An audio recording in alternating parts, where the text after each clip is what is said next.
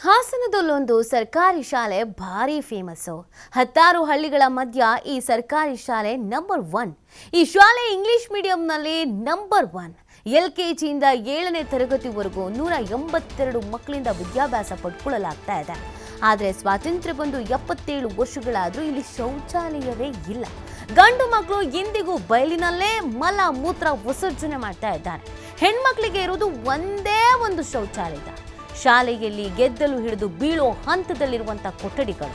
ಶಾಲೆಗೆ ಮಕ್ಕಳು ಬಂದರೂ ಮೂಲಭೂತ ಸೌಕರ್ಯದ ಕೊರತೆ ಅನ್ನೋದು ಎದ್ದು ಕಾಣಿಸ್ತಾ ಇದೆ. TV5 ರಿಯಾಲಿಟಿ ಚೆಕ್ ವೇಳೆ ಆಕ್ರೋಶಗೊಂಡ ಮಕ್ಕಳ ಪೋಷಕರು. ಹಾಸನದ ಅಂಕಪುರ ಸರ್ಕಾರಿ ಶಾಲೆಯ ದುಸ್ಥಿತಿ ನಂಬರ್ 1 ಸ್ಕೂಲ್ ಅಂತ ಹೆಸರು ಪಡ್ಕೊಂಡಿದೆ. ಇಲ್ಲಿ ಇನ್ನೂ ಕೂಡ ನೂರಾರು ಸಂಖ್ಯೆಯಲ್ಲಿ ಮಕ್ಕಳು ವಿದ್ಯಾಭ್ಯಾಸ ಪಡ್ಕೊಳ್ತಾ ಇದೆ. ವಿದ್ಯಾಭ್ಯಾಸಕ್ಕೇನು ಕೊರತೆ ಇಲ್ಲ, ಆದರೆ ಮೂಲಭೂತ ಸೌಕರ್ಯ ಅನ್ನೋದೇ ಇಲ್ಲ. ಹಾಸನ ಎಂತೆಂಥ ಪ್ರಭಾವಿ ರಾಜಕಾರಣಿಗಳು ಒಬ್ರಿಗೂ ಈ ಶಾಲೆ ಸರಿ ಮಾಡಿಸ್ಬೇಕು, ಮೂಲಭೂತ ಸೌಕರ್ಯ ಒದಗಿಸ್ಬೇಕು ಅಂತ ಅನ್ನಿಸ್ಲೇ ಇಲ್ವಾ ಅಲ್ಲ ಅನ್ನೋದು ದುರಂತ. ಯಾಕಂದರೆ ನಾವು ಸರ್ಕಾರಿ ಶಾಲೆಗಳು ಇರಬೇಕು, ಬೆಳಿಬೇಕು ಅಂತೆಲ್ಲ ಹೇಳ್ತೀವಿ, ಆದರೆ ಮೂಲಭೂತ ಸೌಕರ್ಯನೇ ಇಲ್ಲ ಅಂತಂದರೆ ಅಲ್ಲಿ ಶಿಕ್ಷಣ ಹೆಂಗೆ ಪಡ್ಕೊಳ್ಳೋಕ್ಕೆ ಸಾಧ್ಯ? ಗೋಡೆ ಯಾವಾಗ ಬಿದ್ದೋಗುತ್ತೋ ಗೊತ್ತಿಲ್ಲ, ಶೌಚಾಲಯ ಅಂತೂ ಇಲ್ಲವೇ ಇಲ್ಲ. ಇರೋ ಒಂದು ಶೌಚಾಲಯ ಎಲ್ಲ ಮಕ್ಕಳು ಅದನ್ನೇ ಬಳಕೆ ಮಾಡಬೇಕು ಅಂತಂದರೆ ಏನು ಮಾಡೋದಕ್ಕೆ ಸಾಧ್ಯ ಆಗತ್ತೆ? ನೋಡಿ ಈ ಗದ್ದೆಲೆಲ್ಲ ಹೆಂಗೆ ಹಿಡ್ಕೊಂಡು ಕೂತಿದೆ ಅಂತ. ಸ್ವಾತಂತ್ರ್ಯ ಬಂದು 77 ವರ್ಷಗಳಾದರೂ ಕೂಡ ಇಲ್ಲಿ ಶೌಚಾಲಯ ಇಲ್ಲ ಅಂತ ಅಂದರೆ ಇದನ್ನು ಏನು ಅಂತ ಹೇಳಬೇಕು ನಾವು? ಎಷ್ಟೆಷ್ಟೋ ಕೋಟಿ ಅನುದಾನ ಬಿಡುಗಡೆ ಆಗುತ್ತಲ್ಲ ಸರ್ಕಾರಿ ಶಾಲೆಗಳ ಉತ್ತೇಜನಕ್ಕೆ, ಸರ್ಕಾರಿ ಶಾಲೆಗಳ ಅಭಿವೃದ್ಧಿಗೆ, ಸರ್ಕಾರಿ ಶಾಲೆಗಳ ಪುನಶ್ಚೇತನಕ್ಕೆ ಯಾವ್ಯಾವ ಹೆಸರಲ್ಲಿ ಅನುದಾನ ಬಿಡುಗಡೆ ಆಗುತ್ತೆ, ಎಲ್ಲಿಗೆ ಹೋಗುತ್ತಾ ಬಿಡುಗಡೆ ಅನ್ನೋದು ಮಾತ್ರ ಅರ್ಥ ಆಗಲ್ಲ. ಹಿಂಗಿದ ಮೇಲೆ ಸರ್ಕಾರಿ ಶಾಲೆ ಮುಚ್ಚೋ ಪರಿಸ್ಥಿತಿ ಬಂತು. ಮಕ್ಕಳೇ ಬರ್ತಾ ಇಲ್ಲ, 2 ಮಕ್ಕಳು ಇದ್ದಾರೆ, 3 ಮಕ್ಕಳು ಇದ್ದಾರೆ.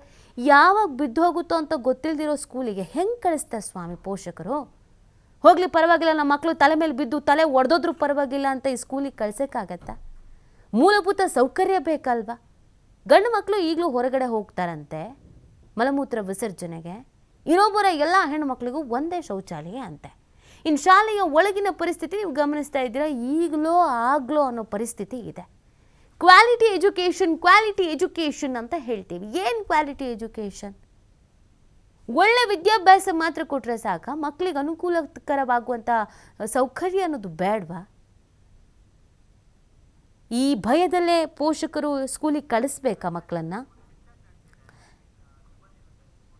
ಇದಕ್ಕೆ ಸಂಬಂಧಪಟ್ಟಂತೆ ನಮ್ಮ ಪ್ರತಿನಿಧಿ ಪ್ರಕಾಶ್ ಅಲ್ಲಿನ ಸಿಬ್ಬಂದಿಯನ್ನು ಮಾತನಾಡಿಸಿದ್ದಾರೆ. ಏನು ಸಮಸ್ಯೆ, ಯಾಕೆ ಹಿಂಗಾಗಿದೆ ಕೇಳೋಣ ಬನ್ನಿ.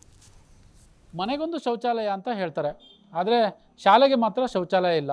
ಒಂದು ಕಡೆ ಹೆಣ್ಣು ಮಕ್ಕಳಿಗೆ ಇರುವುದು ಒಂದೇ ಒಂದು ಶೌಚಾಲಯ, ಮತ್ತೊಂದು ಕಡೆ ಗಂಡು ಮಕ್ಕಳು ಬಯಲು ಪ್ರದೇಶಕ್ಕೆ ಶೌಚಾಲಯಕ್ಕೆ ಹೋಗುವಂತಹ ದಯನೀಯ ಪರಿಸ್ಥಿತಿ ಎದುರಾಗಿದೆ. ಇನ್ನೊಂದು ಕಡೆ ಹಾಸನ ಜಿಲ್ಲೆಯಲ್ಲಿ ಸರ್ಕಾರಿ ಶಾಲೆ ಮುಚ್ಚುವಂತಹ ಹಂತಕ್ಕೆ ಕೆಲವೊಂದು ಗ್ರಾಮಗಳಲ್ಲಿ ಈಗಾಗಲೇ ಕಣ್ಣಾರೆ ನಾವು ನೋಡ್ತಾ ಇದ್ದೀವಿ. ಆದರೆ ಬರೋಬ್ಬರಿ 182 ಮಕ್ಕಳು LKGಯಿಂದ 7ನೇ ತರಗತಿವರೆಗೂ ಕೂಡ 182 ಜನ ಮಕ್ಕಳು ಈ ಶಾಲೆಗೆ ಬರ್ತಾರೆ.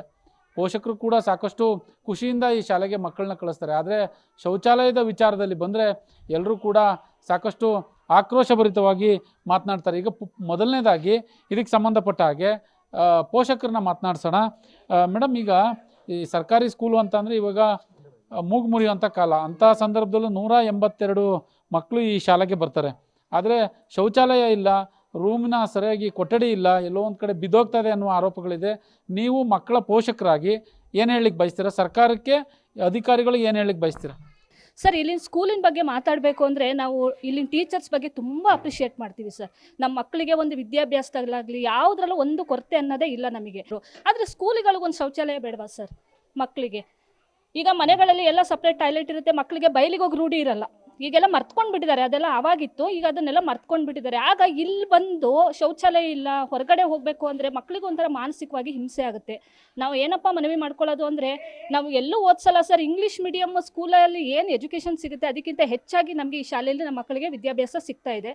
ನಾವು ಹೇಳೋದಷ್ಟೇ, ನಮ್ಮ ಮಕ್ಕಳಿಗೆ ಮೂಲಭೂತ ಸೌಕರ್ಯಗಳು ಬೇಕು. ಒಂದು ಕೊಠಡಿ ವಿಷಯದಲ್ಲಾಗಲಿ, ಶೌಚಾಲಯ ವಿಷಯದಲ್ಲಾಗಲಿ ಅವರಿಗೆ ಆ ಥರ ಸೌಕರ್ಯಗಳು ಕೊಟ್ಟಾಗ ಅವ್ರ ವಿದ್ಯಾಭ್ಯಾಸ ಇನ್ನೂ ಉನ್ನತ ಮಟ್ಟಕ್ಕೆ ಇರುತ್ತೆ, ನಮಗೂ ಖುಷಿ ಆಗುತ್ತೆ ಅನ್ನೋ ಒಂದು ಅಭಿಪ್ರಾಯ ನಮ್ಮದು ಸರ್. ಇಲ್ಲಿನ ಮುಖ್ಯೋಪಾಧ್ಯಾಯರಾಗಿ ಪೋಷಕರು ಹೇಳ್ತಾ ಇದ್ರು, ಇಂಗ್ಲೀಷ್ ಮೀಡಿಯಂನಲ್ಲಿ 10 ಗ್ರಾಮಗಳಿಗೆ ಈ ಗ್ರಾಮದಲ್ಲಿರ್ತಕ್ಕಂತಹ ಶಾಲೆ ನಂಬರ್ 1 ಆಗಿದೆ. ಆದರೆ ಮೂಲಭೂತ ಸೌಕರ್ಯ ಇಲ್ಲ ಅನ್ನೋದು ಇಲ್ಲಿನ ಪೋಷಕರ ಮಾತಾಡುವಂತಹ ಮಾತು. ಆದರೆ ಇದಕ್ಕೆ ಸಂಬಂಧಪಟ್ಟ ಹಾಗೆ ಮೇಲಧಿಕಾರಿಗಳ ಗಮನಕ್ಕೆ ತಂದಿಲ್ವಾ ಅಂತ ನೀವು? ಸರ್, ಮೇಲಾಧಿಕಾರಿಗಳಿಗೆ ಈಗ ನಾವು 3 ವರ್ಷದ ಹಿಂದೆ ನಾವು ಇಲ್ಲಿಗೆ ವರ್ಗಾವಣೆಗೊಂಡು ಬಂದು 3 ವರ್ಷಗಳ ಬಂದು ನಿರಂತರವಾಗಿ ನಾವು ಏನು ಮಾಡ್ತಿದ್ವಿ, ಎಲ್ಲ ಅಧಿಕಾರಿಗಳಿಗೂ ಪತ್ರವನ್ನು ಬರೆದಿದ್ವಿ. ಆ ಪತ್ರ ದಾಖಲೆಗಳು ಇದ್ದಾವೆ ನಮ್ಮ ಹತ್ರ, ನಾವು ಬರೀತಲೇ ಇದ್ದೀವಿ. ಆದರೆ ನಾವು ಏನಪ್ಪ ಅಂತ ಅಂದರೆ, ಈ ಒಂದು ಹಳ್ಳಿ ವಾತಾವರಣದಲ್ಲೂ ಸಹ ನಾವು ಸರ್ಕಾರಿ ಶಾಲೆನ ನಾವು ಯಾಕೆ ಹೈಟೆಕ್ ಆಗಿ ಮಾಡಬಾರ್ದು ಅನ್ನೋದು ಒಂದು ನಮ್ಮ ಕನಸು. ನಮ್ಮ ಜೊತೆಗೆ ನಮ್ಮ ಶಿಕ್ಷಕರುಗಳು ಸಹ ತುಂಬ ಬುದ್ಧಿವಂತರಿದ್ದಾರೆ, ಟ್ಯಾಲೆಂಟ್ ಇದ್ದಾರೆ. ಹಾಗಾಗಿ ನಾವೆಲ್ಲ ಪ್ಲ್ಯಾನ್ ಮಾಡಿ ಇಂಗ್ಲೀಷ್ ಮೀಡಿಯಮನ್ನು ಮಾಡಿದ್ದೀವಿ. ಇಂಗ್ಲೀಷ್ ಮೀಡಿಯಮ್ LKG UKG ಎಲ್ಲನೂ ಮಾಡಿ 54 ಇದ್ದಂಥ ಮಕ್ಕಳನ್ನ ನಾವೇನು ಮಾಡಿದ್ದೀವಿ, 182 ಮಕ್ಕಳು ಇಲ್ಲಿಗೆ ಬರ್ತಾ ಇದ್ದಾವೆ.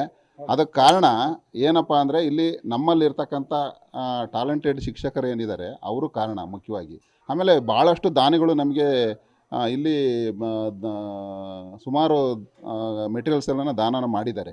ನಮಗೆ ಮೂಲ ಸೌಕರ್ಯಗಳನ್ನು ಕೊಟ್ಟರೆ ನಾವು ಇನ್ನೂ ಉತ್ತಮವಾಗಿ ಈ ಶಾಲೆಯನ್ನು ಮಾಡ್ತೀವಿ. ಸರ್ಕಾರಿ ಶಾಲೆಯೂ ಸಹ ಈ ರೀತಿ ಇದೆಯಾ ಅನ್ನೋ ಒಂದು ಮಟ್ಟದಲ್ಲಿ ನಾವು ಮಾಡ್ತೀವಿ ಅಂತ. ಇದಿಷ್ಟು ಇಲ್ಲಿನ ಪೋಷಕರು ಮತ್ತು ಶಾಲಾ ಮುಖ್ಯೋಪಾಧ್ಯಾಯರು ಹೇಳುವಂಥ ಮಾತು. ಕ್ಯಾಮ್ರಾ ಪರ್ಸನ್ ಕಿಶೋರ್ ಜೊತೆ ಪ್ರಕಾಶ್, TV5 ಹಾಸನ.